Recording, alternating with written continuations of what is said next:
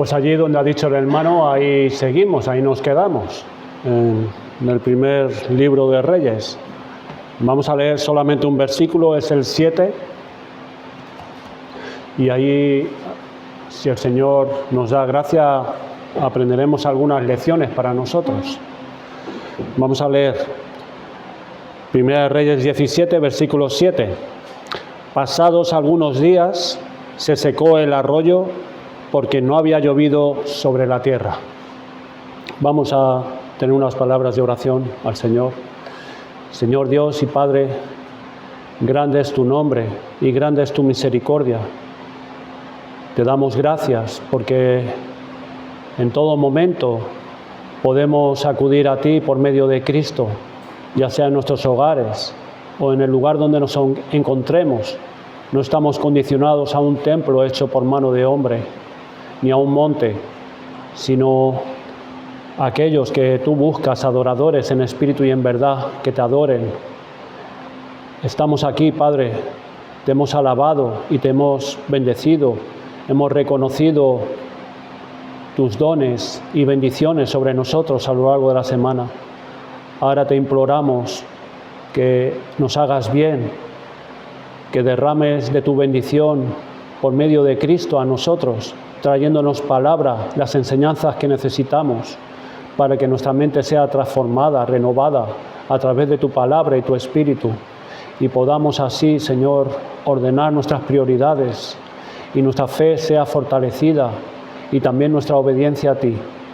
Ayúdanos, porque así andaremos como a ti te agrada en todas las cosas. Ayuda a tu pueblo y ayúdame a mí también en esta hora. Te lo pedimos en el nombre de Jesucristo. Amén.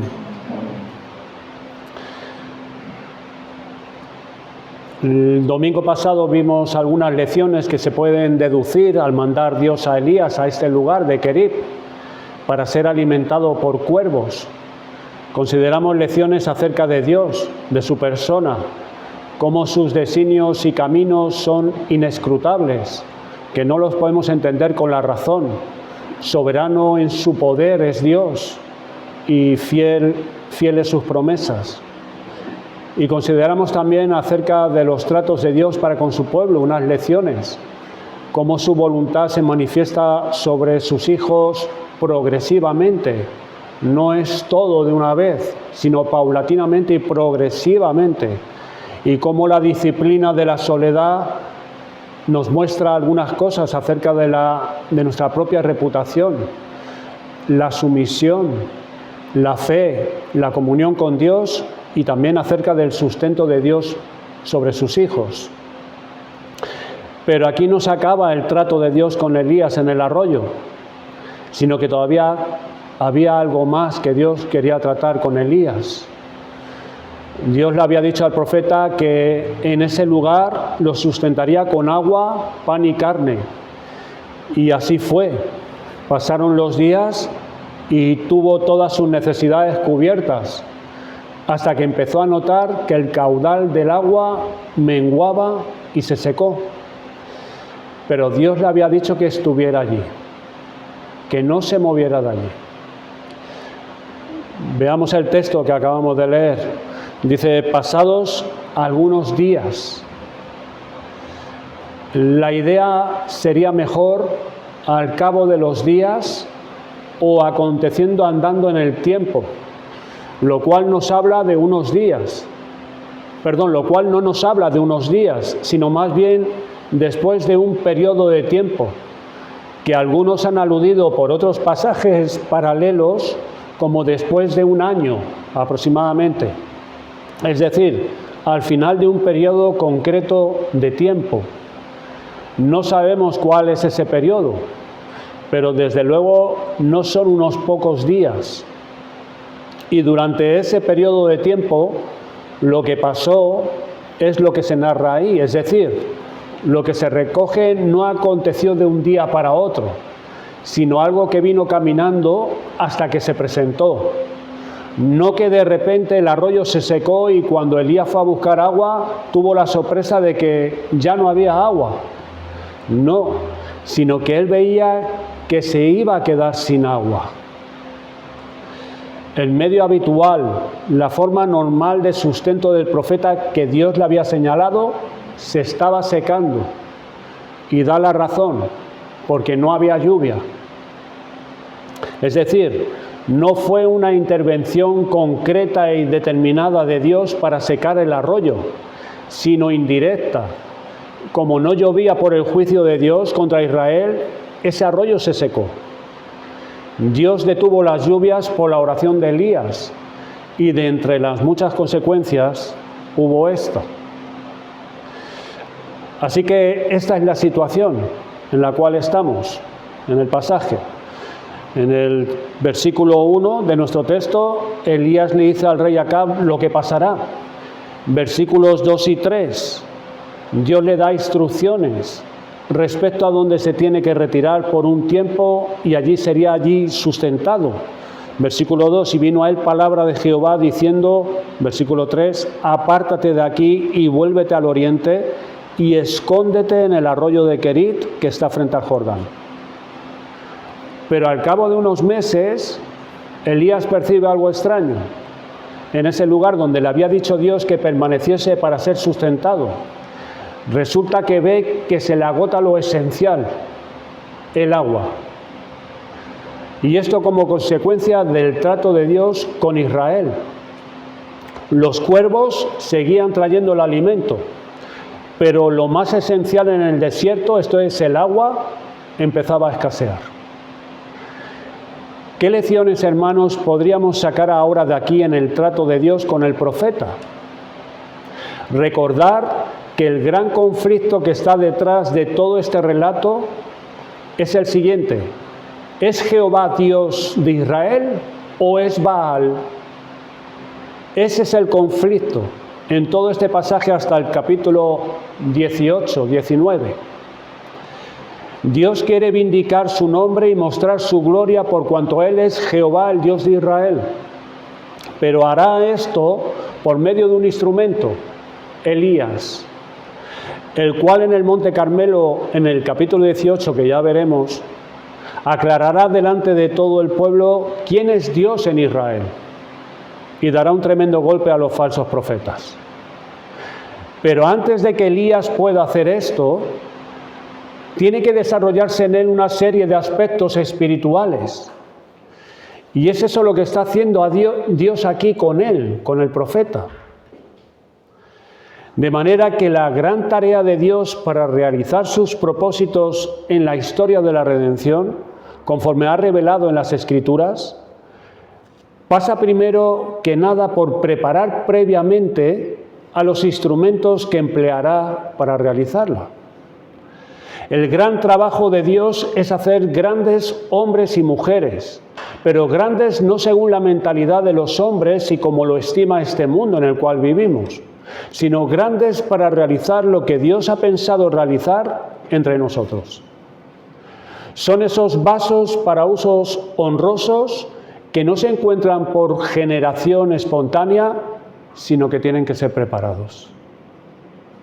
Esta gran obra de hacer grandes hombres y mujeres es una obra larga, lenta, que Dios se toma mucho tiempo. Cuando miramos los casos de las Escrituras, por ejemplo, hermanos, consideren, miren el tiempo de Moisés. Su vida de preparación fue doble que la de su ministerio. Mirar a David, los años que pasó desde muchacho siendo enseñado, luego huyendo de Saúl por las montañas. Nos asombra también el caso de Juan el Bautista, que estuvo en los lugares desiertos hasta su manifestación a Israel. Años andando por esos lugares hasta que entró en un ministerio de poco más de un año. El caso de Pablo, cómo se fue a Arabia durante varios años, o de Cristo mismo, nuestro Señor, sujeto en su casa, a sus padres, todos esos años, a las responsabilidades en el hogar, aproximadamente 30 años, para cuando Dios lo llamó, su ministerio duró 3 años aproximadamente. Esto es lo que tenemos que comprender de Dios. Él se toma mucho tiempo para formar grandes hombres y mujeres. Pues Elías, hermanos, no es una excepción de la regla. sino otro ejemplo más. Y aquí estamos precisamente en medio de este proceso. Dios moldeando a un hombre con pasiones semejantes a las nuestras. Podría pensar nuestra mentalidad moderna, del corre, del todo deprisa, de hacer todo para allá, con el desespero que caracteriza a este nuestro tiempo en el que vivimos. Bueno, Señor, tú estás mandando cuervos a este lugar tan apartado con pan y carne para alimentarme. ¿Qué necesidad de todo esto? Cuando en Israel hay tanta gente con tantos problemas. Mira, ya le he dicho a Acab lo que pasaría, no ha llovido por un tiempo. ¿A qué esperar tanto? ¿Por qué no ir ya a presentarme delante de él? Pues el profeta tuvo que aprender la disciplina de la soledad, estar apartado, fuera de toda la escena, dependiendo de Dios, aún para comer, alimentado por unos cuervos. Ahora al profeta le faltaba la disciplina del arroyo que se seca. Ya había pasado lo de ir y estar en el arroyo, pero no había acabado todas las lecciones ahí que Dios quería tratar con Elías. Ahora el profeta tiene que ver secarse el arroyo. Esto también era necesario. Formaba parte de su preparación.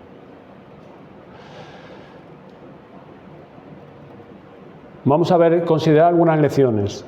Por ejemplo, lecciones acerca de la fe. Si Elías tenía que ir al Monte Carmelo y vindicar el nombre de Dios delante de todos los falsos profetas y de Israel, mostrando que solo Jehová era Dios, tenía que hacerlo por el poder de Dios por medio de la fe. Y eso es lo que va a tratar Dios con Elías, ahí en ese arroyo que se seca. Por lo tanto, si era por la fe, Elías tenía que tener una fe arraigada y profunda. Y la única manera en que la fe es incrementada y se fortalece es solo cuando se pone a prueba. No se tiene una fe robusta de repente, sino solo siendo probada para que ésta se desarrolle. Y ese es el nuevo curso de acontecimientos en el arroyo. La fe de la que nos habla la Biblia, la verdadera, es una confianza que se arraiga solo en Dios y en Él exclusivamente. Y eso es importante que lo notemos, pues puede ser que nosotros estemos pensando que tenemos fe en Dios, confianza verdadera en Él, cuando en realidad estamos confiando en otras cosas. No estoy hablando de la fe salvadora, no estoy hablando de la fe que nos une a Cristo y nos salva y nos justifica. Y quizás no nos damos cuenta de ello. Pensamos que estamos confiando en Dios, pero resulta que estamos asentados sobre cosas, personas, dones o bendiciones. No averiguamos, hermanos, esta realidad hasta que esas cosas, personas, dones o bendiciones nos sean quitadas. Hasta que nos veamos sin ellas. Entonces, cuando caemos en la cuenta que nuestra fe en Dios era algo puramente mental en esa etapa de nuestra vida, pues nuestro corazón estaba confiando en aquello que nos fue quitado. Consideren que los cuervos seguían viniendo de mañana y de tarde. Esa era una provisión obrada por Dios de una forma especial, sobrenatural. Y estos animales eran un testimonio para el profeta de que Dios estaba con él, cuidándole y acordándose de su sustento. Cuando veía aparecer a los cuervos volando, tenía que hacerle pensar. Dios los enviaba cada día por 2 veces. ¡Qué fidelidad y perseverancia de Jehová!, pensaría el profeta. Y no faltaba ningún día, no fallaba. Pero el arroyo no era un medio sobrenatural de Dios, sino un medio ordinario que Él había dado y se mantenía durante años y siglos. Ese arroyo había estado ahí desde siempre y el profeta vio que se empezaba a secar. Dios detuvo no lo sobrenatural, no lo especial, sino lo normal. Lo que había estado siempre dispuesto para todo el mundo. Pues bien, ahí Elías debía desarrollar su confianza en Dios, no en las dádivas de Dios, aunque fuera un arroyo como ese, no en lo que había estado siempre dispuesto para todo el mundo. Podemos haber ido colocando nuestra confianza en medios que Dios ha usado para bendecirnos sin habernos dado cuenta. Mantenemos mentalmente que confiamos en Dios, que solo hay que confiar en Él. Asumimos que lo hacemos, cuando eso puede que ya no sea así en distintas etapas en nuestra vida. Ante esto, ¿qué hace Dios entonces? Pues poco a poco empieza a disminuir el agua del arroyo. Los cuervos siguen viniendo, pero el arroyo comienza a secarse lentamente. Ante esto vienen las preguntas. ¿Qué pasa aquí? ¿De dónde beberé agua cuando se seque? Fue Él quien me envió aquí. Y aquí he estado, no me he movido. Pero si va a empezar a faltar el agua, ¿qué haré? Consideren que era un desierto. Elías ya no podía confiar en el arroyo, tenía que confiar en Dios. Esta es la prueba de la fe. Cuando Dios te quita las cosas o bendiciones donde puedes estar confiando. Cuando te seca el arroyo del cual has estado bebiendo, para que veas dónde tienes colocada tu fe, si en eso o en Dios. Es de esta manera como Dios le muestra al profeta que su fe debe estar en él. ¿Qué podía hacer Elías? Pues lo que debía hacer era volver su rostro al cielo para tratar de vigorizar y fortalecer la fe. Vio que sus recursos menguaban y tenía entonces que afirmarse en Dios. Este era el proceso al cual estaba sometido Elías. ¿Cuál es la tentación que puede surgir cuando esta situación comienza a presentarse? ¿Buscarme otro sitio? ¿Salir de ahí? ¿Salir de esa situación? ¿Huir donde pueda obtener lo que me falta? Pero Dios le había indicado que era allí donde tenía que estar. La voluntad de la palabra de Dios era para que fuera y se quedara en el arroyo. La tentación viene cuando las condiciones se ponen algo apretadas y te sugieren otras ideas o soluciones distintas a la voluntad expresada de la palabra de Dios. Esta tentación no viene cuando tenemos todo lo necesario, hermanos, sino cuando nos empieza a faltar algo. Y te dice, escapa de ahí. Cuestiona a Dios, vete a otro lugar, a otro sitio, o no ves que aquí no puedes seguir. Es decir, la tentación nos dice que soluciones esta situación de alguna manera, la mejor que tú creas conveniente, que busques por ahí alguna solución según te parezca, que busques otra cosa. Elías era un hombre sujeto a pasiones como las nuestras, lo sabemos. Por lo cual, viendo que el arroyo se secaba, o tenía claro que tenía que confiar y creer en Dios y no en los medios que Dios usaba para sustentarlo, o si no lo tenía claro, tuvo que luchar con todas esas tentaciones para establecer la confianza en Dios, pero en Dios solo, no en el arroyo. Y fue solo por la fe que mientras el arroyo se secaba, el profeta permanecía ahí, no huyó. No buscó otras soluciones, no cedió a la presión de la tentación que le decía otra cosa distinta a la palabra de Dios. Dios le mandaba cada día los cuervos, pero le quitaba el agua poco a poco.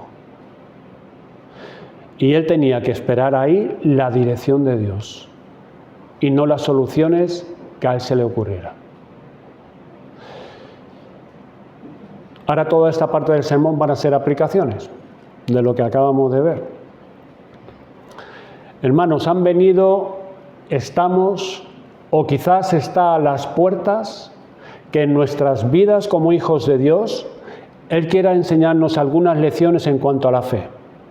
Pero a la fe en Dios solo, para ser hombres y mujeres grandes según Dios, que respondan a las necesidades de este tiempo en el cual vivimos. Y para ello entonces Dios empiece a secar nuestro arroyo. Secarnos el arroyo de la salud. Siempre ha estado corriendo y lo hemos tomado como eso que debe ser siempre así. Disfrutando de salud para vivir una buena vida, con muchos planes y proyectos. Y sí, damos gracias a Dios por la salud y el arroyo sigue corriendo. Pero ahora Dios empieza a secar el arroyo de la salud. ¿Y dónde teníamos nuestra fe puesta? ¿En Dios o en nuestra salud y demás capacidades? Puede que Dios empiece a secarnos el arroyo del trabajo. Hemos tenido holgura económica para hacer nuestras compras, pagar nuestras cuentas, darnos ciertos caprichos, invertir en algún negocio, incluso ahorrar alguna cantidad de dinero en el banco. Y damos gracias a Dios por lo que tenemos. Entonces viene Dios y quiere descubrirnos dónde tenemos nuestra fe al respecto. Y empieza a secar el arroyo del trabajo. Poco a poco las cosas empiezan a estrecharse y ya no tenemos como antes. Cuando orábamos cada día el pan nuestro de cada día, dánoslo hoy, seamos honestos. ¿Dónde estaba nuestra confianza? ¿En Dios solo o en nuestras fuerzas? ¿En la situación económica en la cual estábamos? ¿O en que siempre ha sido así? ¿Que siempre hemos tenido el pan? ¿Que nunca hemos tenido problemas de esto? ¿Y pensamos que siempre sería así? Hace un año, en este mes, tenía un dinero ahorrado en el banco. Ese dinero me hacía sentir con seguridad, por si acontecía algo inesperado, alguna necesidad que se presente. Tenía cierta holgura, como se suele decir, creo que se suele decir así, un cojincito para algún imprevisto. Yo pensaba que esa cantidad siempre iba a estar ahí y me daba una seguridad. De repente, una rotura del coche, una multa administrativa, 3.000 euros ya no están. Ya no estaban. El Señor secó mi arroyo, porque mi confianza estaba puesta en ese dinero. Me daba cierta holgura, cierta seguridad. 3.000 euros. Se perdió. Se perdió. Ya no está. Así fue necesario, hermanos. Pero no perdí lo más importante. La fe, el arrepentimiento, la comunión con Cristo, mi adopción como hijo de Dios, mi heredad en la eternidad, el consuelo del Espíritu Santo a través de su palabra, renovando mi mente y afectos y ordenando mis prioridades. Se perdieron unos cuantos euros, pero por la gracia de Dios se preservaron esas joyas valiosas. Lo que Dios hizo es lo mejor que nos pudo pasar, y a Dios le doy gracias por ello. Se secó el arroyo, pero los cuervos seguían viniendo. Los cuervos seguían viniendo. Hermanos, Dios empezará a secar el arroyo, pero seguirá enviando los cuervos. Los dones sobrenaturales siguen ahí. Tú sigues viendo que Jesús es el Salvador de tus pecados, creyendo que las Escrituras son la palabra de Dios, que Cristo intercede por ti, que su sacrificio es suficiente para reconciliarte con Dios. Confías en Dios en todo eso y Dios te lo da, te envía estos cuervos, pero seca tu arroyo de la salud, de la prosperidad, del trabajo, para ver, ¿tienes tu fe ahí, en esas cosas? ¿Es tu fe, esa fe verdadera en Dios, en la que solo es en Él? ¿Aun en la pérdida de tu salud? ¿Aun en la pérdida de tu dinero en el banco? ¿Y de la ausencia de trabajo? Pues Dios puede que te las quite para que sepas cómo estás al respecto, para que tu fe esté en Él solo y así seas consolidado. Esto es doloroso, pues la tentación viene y ahí será probada tu fe. Cuando este arroyo empieza a secarse, ¿qué hacemos? ¿Huiremos? ¿Pelearemos con Dios? ¿Buscaremos otras soluciones? ¿Nos iremos a otros sitios distintos de donde nos dijo Dios que debíamos estar? O que debemos estar, perdón. La fe es probada para esperar ahí en Dios, el cual ha prometido estar con los suyos. Otra lección también podemos aprender en este trato de Dios, en el arroyo, es acerca de la obediencia. Cierto autor decía, la forma más elevada de obediencia es la de esperar en un arroyo seco. Qué verdad tan gloriosa. Fíjese que la última palabra de Dios dada a Elías, versículos 2 y 3, y después de esta no vino otra palabra. No vino más palabra de Dios al profeta. Apártate de aquí y vuélvete al oriente, escóndete en el arroyo de Querit que está frente al Jordán. Beberás del arroyo y yo he mandado a los cuervos que te den allí de comer. Esa fue la palabra que Dios le dio al profeta. No vino otra, absolutamente nada más. Esta era la palabra que tenía. Ese arroyo se secaba, pero no venía palabra de Dios que indicara un nuevo curso de camino a tomar. Por tanto, ahí tenía que esperar.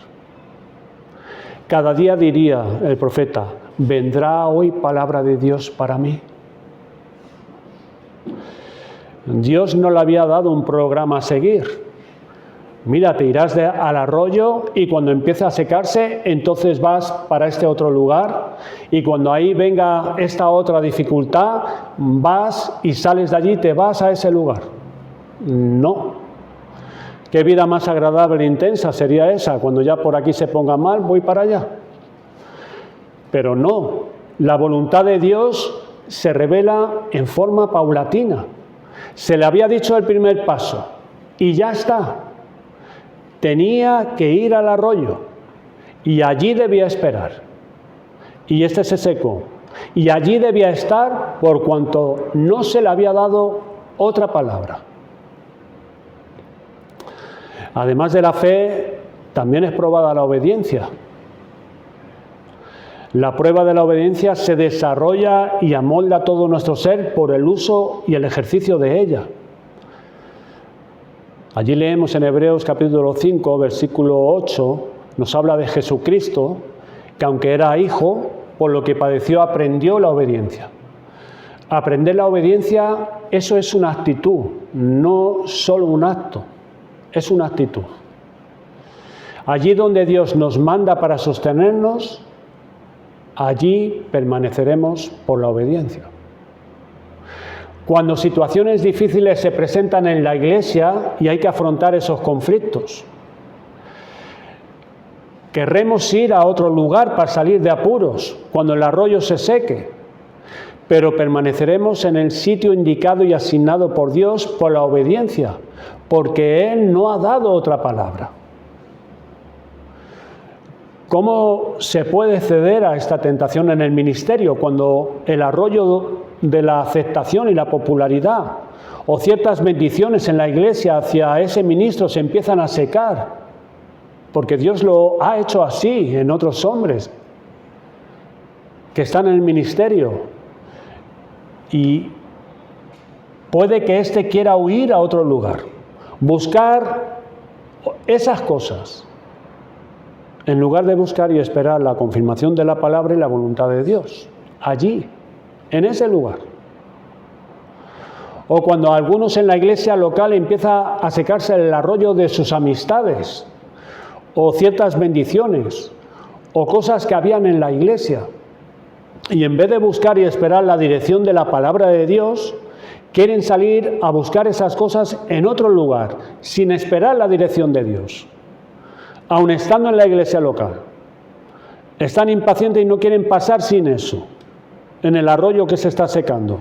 Y en lugar de esperar la dirección de Dios, buscan otro camino por donde creen que les irá mejor, porque piensan que recibirán aquello que no están recibiendo ya.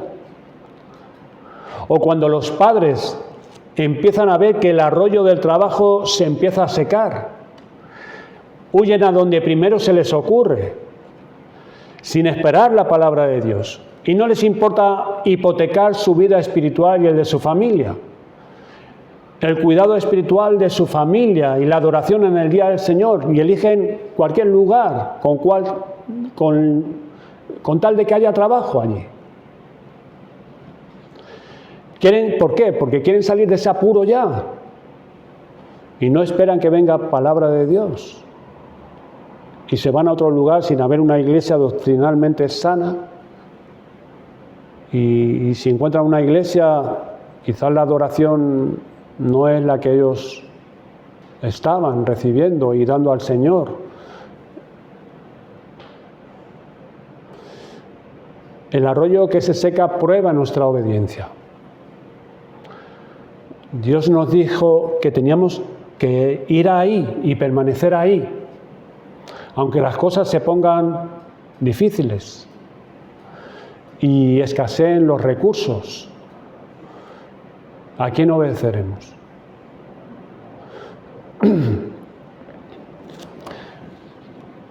Consideren esto.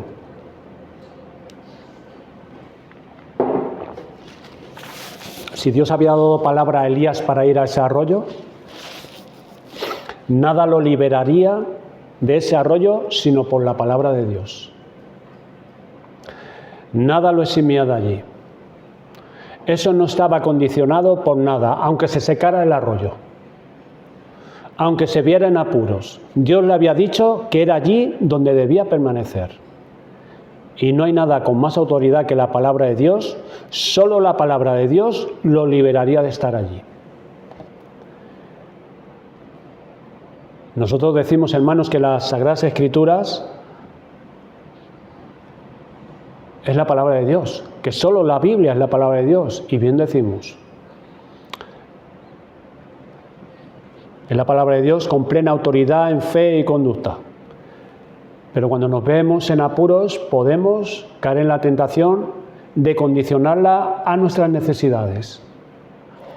Pero nuestras necesidades no son superiores a la palabra de Dios. No podemos condicionar la palabra bajo nuestras necesidades. Las Escrituras es la mayor autoridad bajo la cual estamos. No son nuestros pensamientos, no son las necesidades que vemos o las carencias que preveemos en la cual nos vamos a estar envueltos. Eso no puede condicionar la palabra de Dios.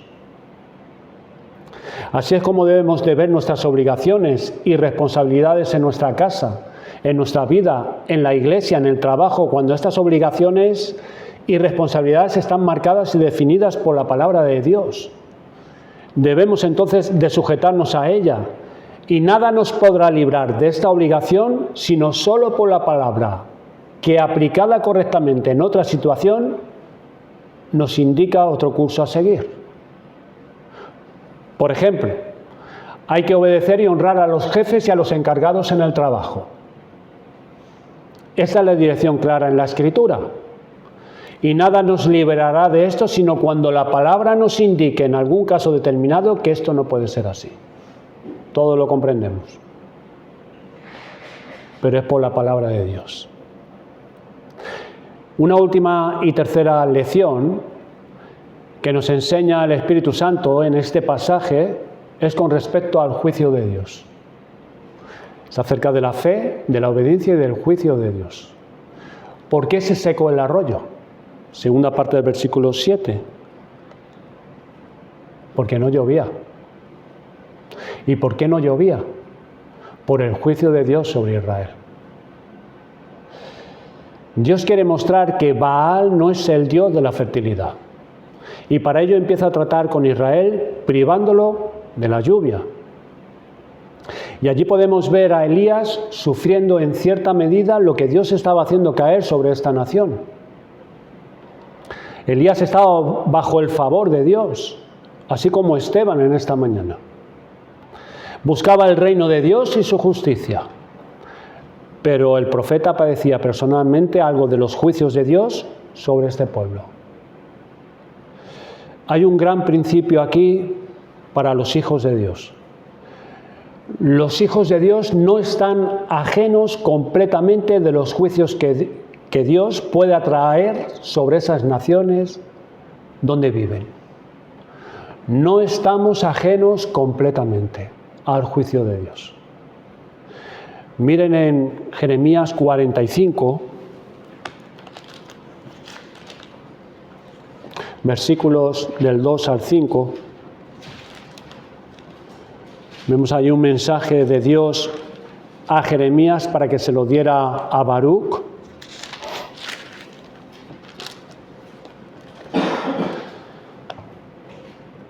Dice así: así ha dicho Jehová, Dios de Israel, a ti, oh Baruc. Tú dijiste: ay de mí ahora, porque ha añadido Jehová tristeza a mi dolor. Fatigado estoy de gemir y no he hallado descanso. Por los juicios de Dios sobre la nación. Ya habían entrado los babilonios. Así le dirás, ha dicho Jehová, dice el Señor a Jeremías: he aquí que yo destruyo a los que edifiqué y arranco a los que planté y a toda esta tierra. ¿Y tú buscas para ti grandezas? No las busques, porque he aquí que yo traigo mal sobre toda carne, ha dicho Jehová. Pero a ti te daré tu vida por botín en todos los lugares a donde fueres.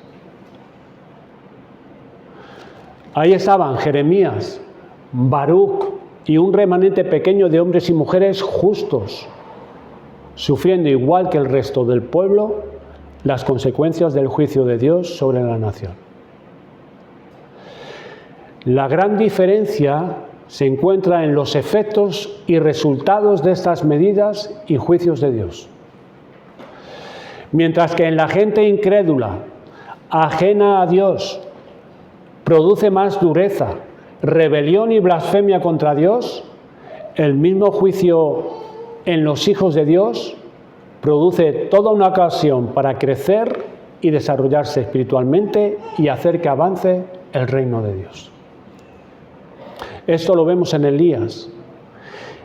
¿Qué diría el pueblo ante toda esta calamidad y miseria de no llover durante años, de hambre, miseria?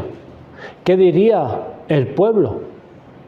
Pues quejas, murmuración y rebelión, pero eso mismo que producía en Elías y en todo verdadero hijo de Dios. Pues una ocasión para probar y extender la fe, una oportunidad para desarrollar la obediencia y prepararnos para servir más adelante. Dios vuelve en bien el mismo juicio que para otros sirve para mal. Esto es lo dicho por el apóstol en 1 Corintios 3, 21-22. Así que ninguno se gloría en los hombres, porque todo es vuestro, sea Pablo, sea Apolos, sea Cefas, sea el mundo, sea la vida, sea la muerte, sea lo presente, sea lo porvenir, todo es vuestro. Esto no quiere decir que todo eso lo manejamos tú y yo y nos enseñoreamos de esas cosas. No, sino que Dios hace que ellas estén de nuestra parte. la vida, la muerte, el presente, lo porvenir, que estén de nuestra parte. Dios por Cristo nos ha reconciliado con Él por la fe y nos ha unido a Cristo y somos su cuerpo y Él es nuestra cabeza. Y cuando Dios manda juicios a las naciones donde estos están, las gentes se endurecen y se rebelan y se quejan más contra el Dios soberano. Pero Cristo hace que esto mismo en los suyos sirva para unirlos más a Dios. Crecer en santidad, en fe y obediencia, gratitud y contentamiento. Por esto oró Elías durante mucho tiempo, que Dios trajera este juicio sobre la nación, hasta que fue a presentarse delante del rey para dar el mensaje del juicio de Dios. Esto lo podemos ver en los desastres naturales, en las inundaciones, los terremotos, la erupción de volcanes, donde hay grandes pérdidas materiales y se lamentan muchas vidas perdidas. Nosotros oramos por la salvación de los perdidos, que Dios tenga misericordia de ellos, por aquellos que no están bajo el señorío de Cristo. El hombre en su estado natural está muy seguro de sí mismo. Piensa que lo que tiene es porque lo ha conseguido por sí mismo y cree que siempre lo tendrá, da por hecho esto. Es muy probable que Dios tenga que secar su arroyo si ha designado salvar a ese hombre, que Dios tenga que secar el arroyo de esa persona. Nosotros aquí vivimos del turismo. Hay mucho trabajo en la isla por el buen clima que hay, por las preciosas playas que tenemos. Dios puede cambiar todo esto. Dios puede cambiarlo. Puede hacer que cambie el clima y no haga ya el calor que el turista busca aquí. Los destinos turísticos pueden cambiar rápidamente de destino y se van a otros destinos. Esta actuación de Dios afectaría a todas las islas aquí en el archipiélago canario. Y también a nosotros como pueblo de Dios que vivimos aquí. Y vivimos del turismo. Así como afectó a Elías. Dios tiene que secar el arroyo de muchos para que sepan y vean que lo que tienen no es porque ellos son muy buenos e inteligentes, o lo han conseguido por la suerte o el destino que les ha favorecido, sino es por la bondad y la gracia común del Dios soberano, el Señor del cielo y de la tierra, que se lo da. Y este conflicto estaba ahí en ese tiempo de Elías. ¿Es Jehová Dios de Israel? ¿O es Baal? ¿O es uno mismo? ¿O es el destino? Leí acerca de una persona que decía en las redes sociales que no puede comprender que una persona que cree en Dios sea inteligente.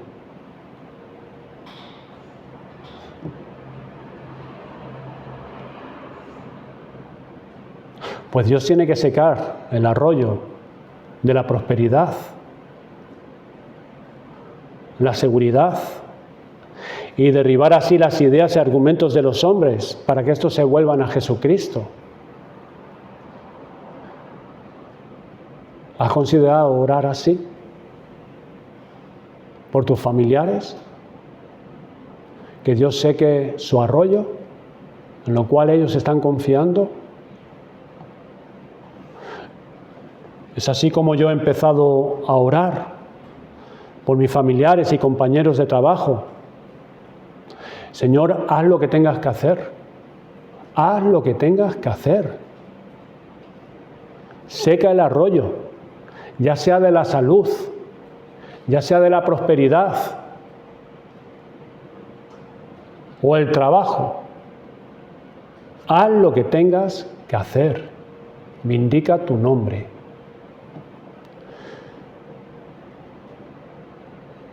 Todas estas son medidas de Dios sobre ciertas naciones e individuos ¿Qué produce eso en los incrédulos? Pues lo sabemos. A no ser que haya la actuación de Dios también, del Espíritu Santo, y los lleve a considerarse seriamente su estado, su pecado, y se vuelvan a Jesucristo por la misericordia de Dios. Pero ¿qué produciría en ti como creyente si Dios decidiera actuar de esa forma? ¿Qué produciría en ti? Piénsalo.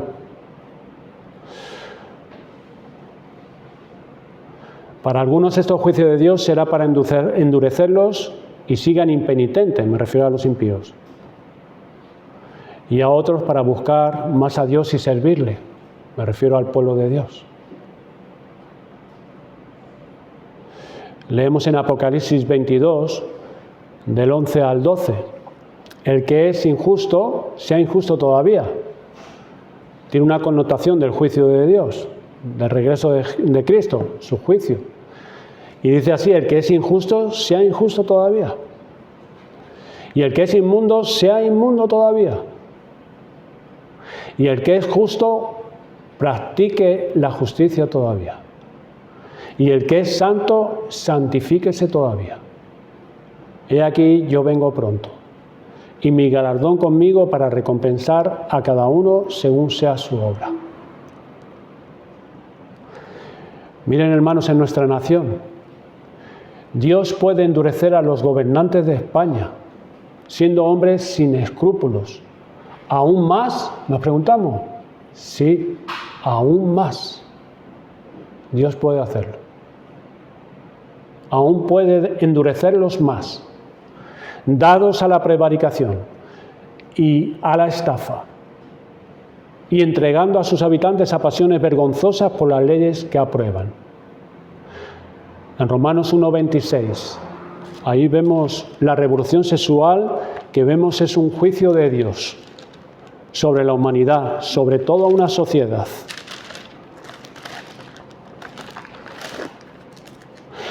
Por esto Dios los entregó a pasiones vergonzosas, pues aún sus mujeres cambiaron el uso natural por el que es contra naturaleza. El juicio de Dios.